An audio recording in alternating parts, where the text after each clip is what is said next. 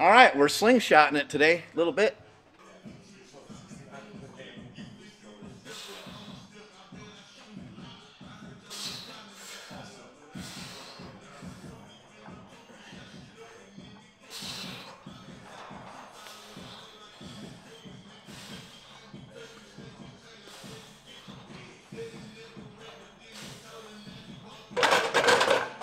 So in between that, I've been doing a bunch of other stuff for today. Just working on some different movements. So I was just doing some of these guys. I'm trying to get my lower back to just move better in general. So I'm just trying to do a lot of exercises to kind of bend and round the lower back a little bit.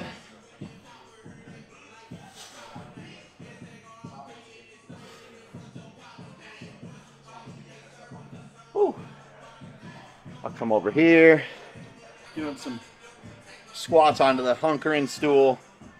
And the advantage here is that it's got a spring in it, and so you can kind of shift around when you get down there. The problem with me is that I can't, for the moment, I have a hard time getting all the way down there. So like I'll be like here, and then I gotta try to figure out a way to get there. You can see like I'm not touching, right? So I have an option. I could stack stuff underneath it, or I could just like hold on to something. And now I can move around in here. One of the issues is just like really tight kind of hips. And you can see how my knees want to go way out. They don't want to be like in. Oh, that crushes my balls a little bit too. But I have this at my house, and I actually eat on the hunkering stool at my house. I plop down on it, and then I get my feet situated, and I just sit here and eat. And I figured with my hips in this position for a while, maybe over time I'll be able to be a little more pliable. And you can kind of sit a bunch of different ways on here. Nsima uses it. He gets on his laptop, fucks around with it. But for me, for today, I've been doing kind of like reps. And I'm trying to actually go straight down onto it rather than this and then this. I'm trying to go in here.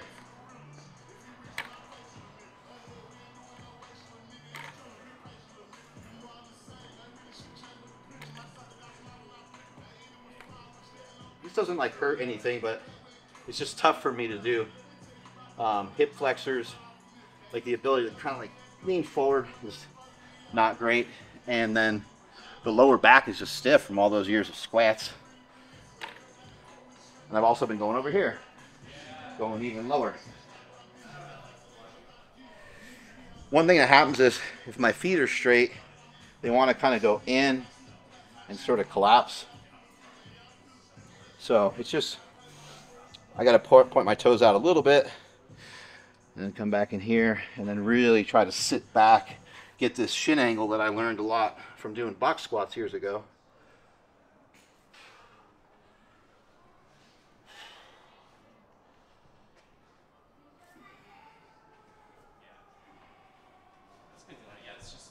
Even try to.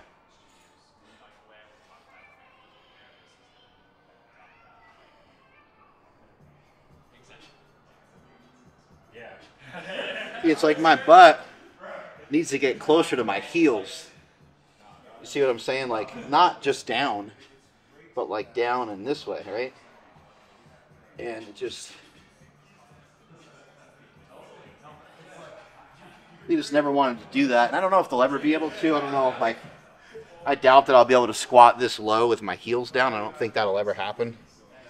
But I mean, who knows? It could. It's not something I really care that much about. But I do care about the integrity of my hips, and I want them to kind of open up and be a little better, especially for running. I want to be able to flex the glute a little bit better and to get the hip to open up, because the hip and quad are super tight, and so that leads me to do this as well here.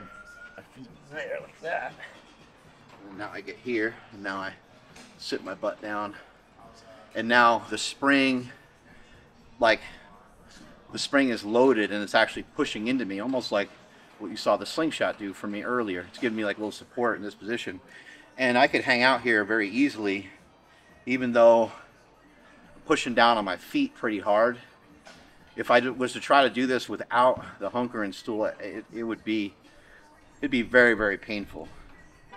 But I could go back and just kind of hang here, and there's discomfort, but there's no real pain. And then because the stool's got the spring, I can kind of move around, hop around a little bit.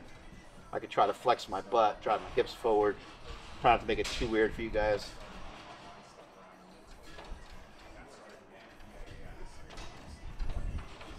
So this is what some of my workouts look like nowadays.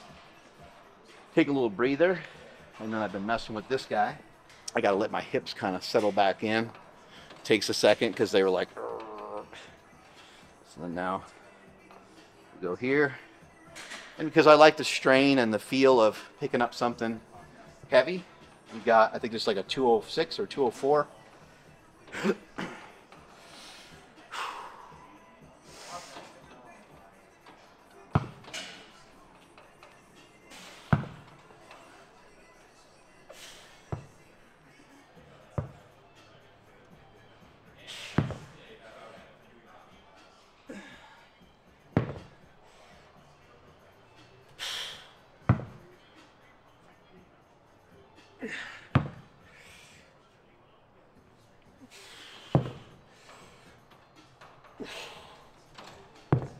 There you go. Some explosive movements in between, and you get to watch me do this.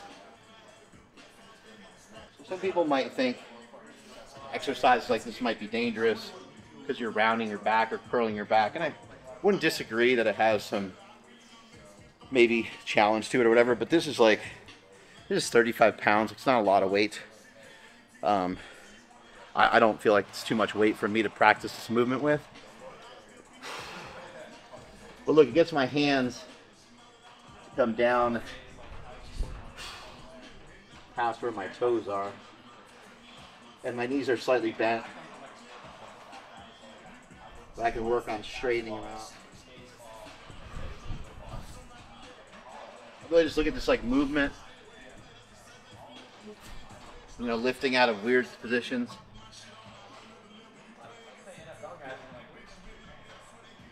I don't know, sometimes you gotta move a little awkwardly in life.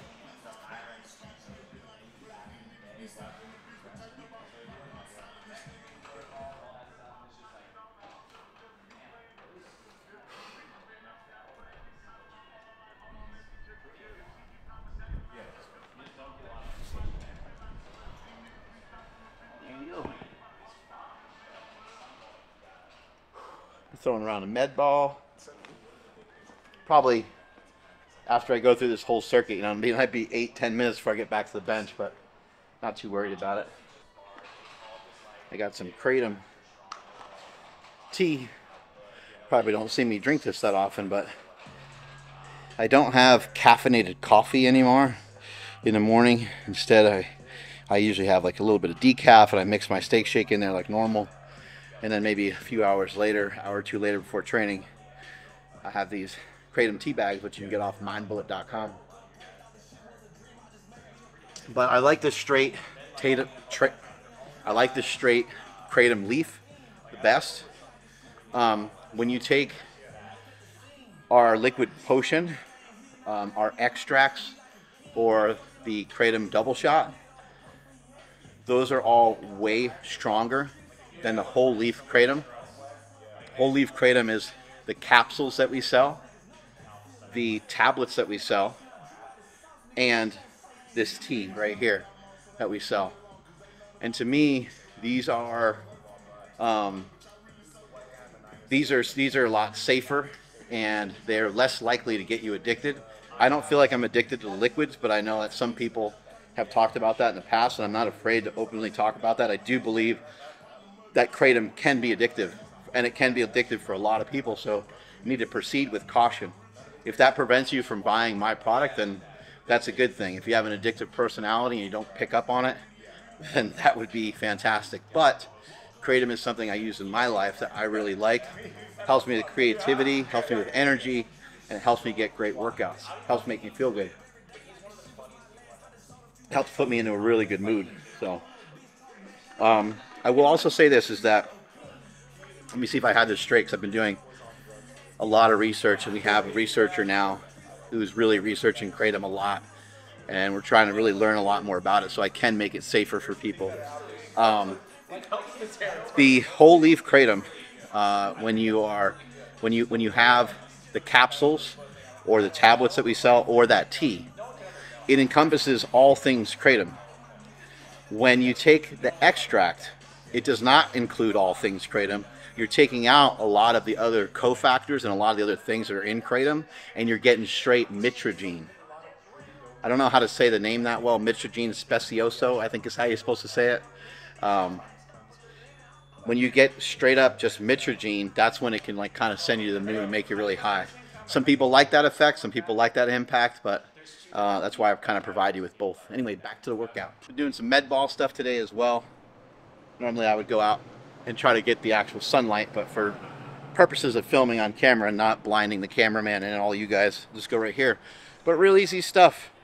I mean, there's not a lot to think about with a med ball. It's like, okay, we can slam it. When you slam it, I like to put that energy into the ground, and then maybe the next time I slam it, I like to put the energy into the ground, then I like to try to leave the ground. So I'll go,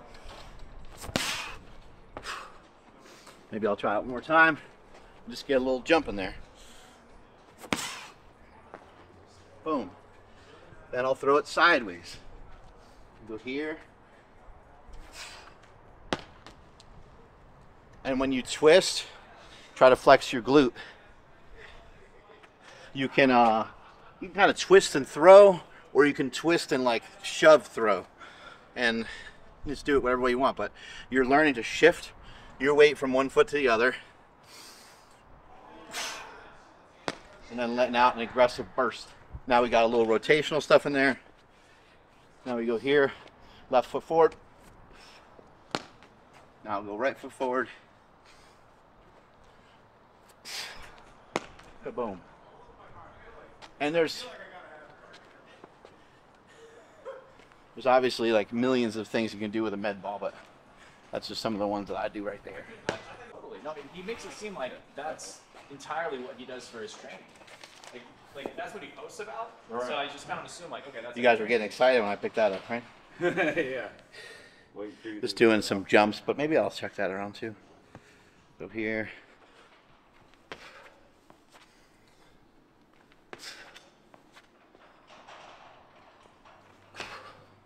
Don't forget, you know, jumping down is real important too, and working on your landing. And something I've been kind of doing over the last couple of weeks. I think being able to catch yourself from like a large fall like this, especially for somebody that's not super familiar with jumping like myself, it actually might be the best place to start. But if you're new, like I've been doing this for a little while, if you're new, don't start out jumping down from this height. Try to catch yourself, maybe try not to have it be super loud. Maybe Connor over here, if you see something, you can let me know if there's something I can improve upon, something like that. Like an athlete. Not too bad, right? Yeah.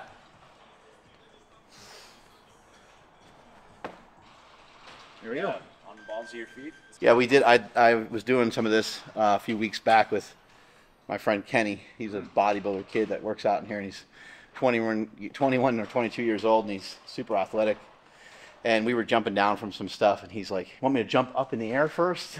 And then, and that's how you know you're dealing with an athlete, right? Like, yeah, for sure. A regular person's like, "Wait, what do you want me to do?" Totally. Like they're cautious, right? Yeah, yeah. He's like, "You want me to jump up super high and then land?" And he lands. It's like no noise at all. That's amazing. Yeah. I think people are afraid of jumping, honestly. Like, it's just not something people ever train. But it's cool to see you do it. That's really cool, man.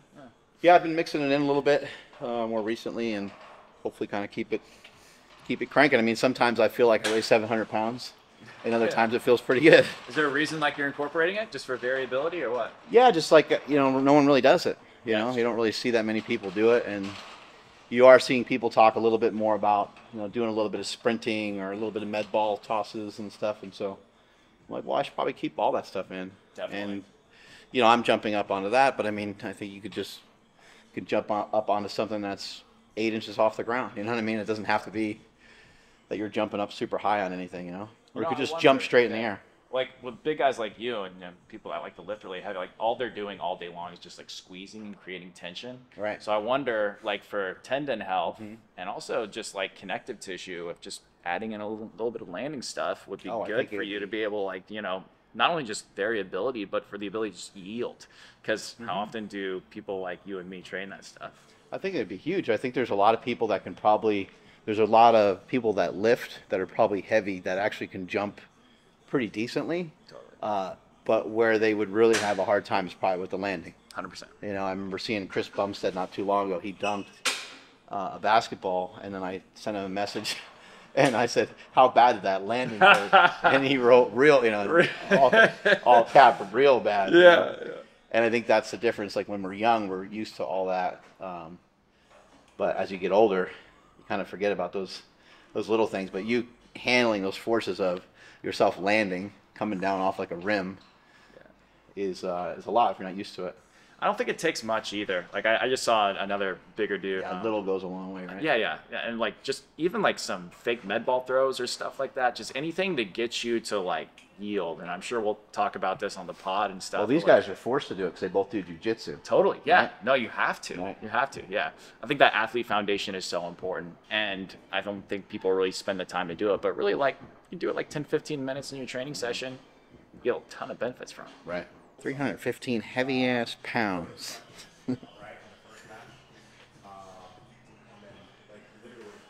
I kind of always have, like, multiple goals going on, and unfortunately the goals, like probably many of you, the goals don't go together. They're not like congruent with each other. They're more like opposing. But I do want to start to bring the bench back up. I would like to start to bring some versions of deadlifting back up. Probably not much with a straight bar, probably with a trap bar. A little bit more farmers carries, more explosive stuff. That 16-mile run that I did the other day was a good ass kicker to remind me that that's too far.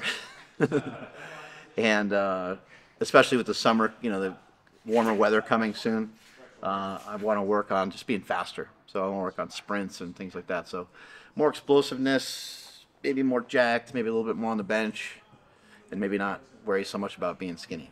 Look at that. Oh, dude, he got you in that shit easy, bro. Dude, don't take that Kimura like that. Holy shit. Straight to the Americana? Holy shit. I've never seen anybody get Nsima in a hold like that quick. Fucking side mount right away. Up, release.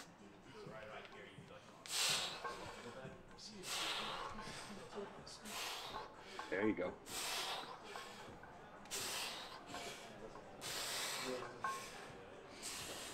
Smooth, nice. Come on, Bill.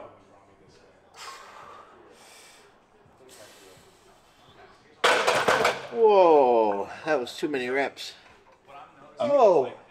Everything looked like it got better as you got to like the sixth rep. It just got way smoother. And then my face turned purple. A little bit. Woo! I'll wake you up in the morning. I think that's probably it for today. Yeah, I do want to do some shoulders, but I've been working out for like an hour, so that's good. We'll call it here. Anyway, this is my little baby, the slingshot. This one right here is the money shot.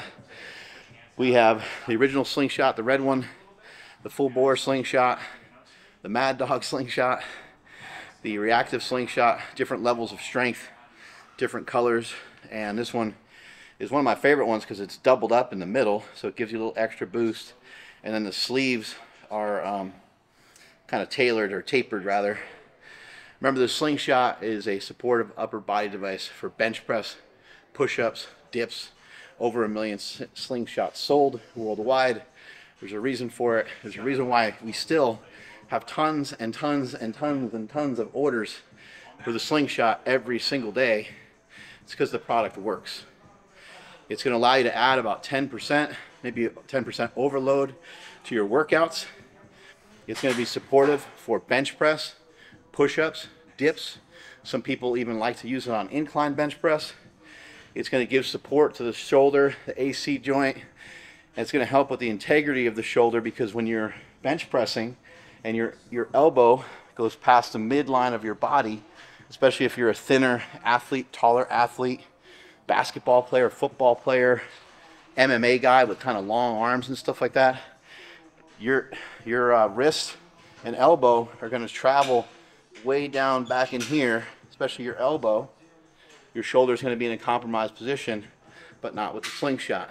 The slingshot is going to allow you to be supported when you're in the least advantageous position of a bench press. When we're down in here where it sucks the worst, the slingshot is going to help you the most. It acts as double muscle. As your muscles stretch and lengthen on the way down, the eccentric portion of a bench press, the slingshot does the same. It stretches and it opens up.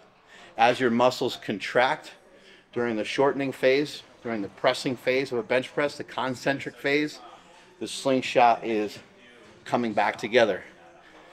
Regardless of whether you're doing a push-up, bench press, or dip, and regardless of the weight that you have on there, it's still going to take and require a lot of your own muscle to get recruited for you to be able to do the lift. Sometimes people ask, hey, isn't that cheating? I would say, cheating for what? You know, these lifts are just done in the gym. They're just for you, and they're for you to improve.